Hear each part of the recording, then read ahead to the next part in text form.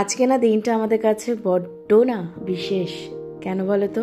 আমার বাবা মা আজকে প্রায় 4 বছর পর, অধীর আগ্রহের পর, বহু প্রতীক্ষার পর তার বড় মেয়েকে না সশরীরে দেখতে পাচ্ছে।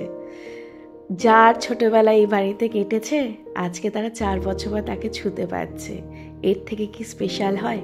হয় না।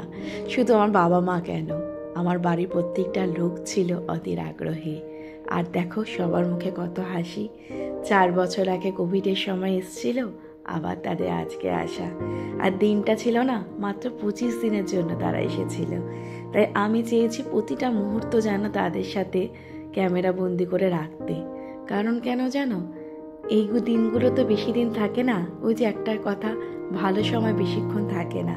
তাই আমি চাই প্রতিটা মুহূর্ত ক্যামেরা বন্দি, যাতে বারবার করে আমি দেখতে পারি আর তাদের নিয়ে যেন সারা জীবন থাকতে পারি, তাই না?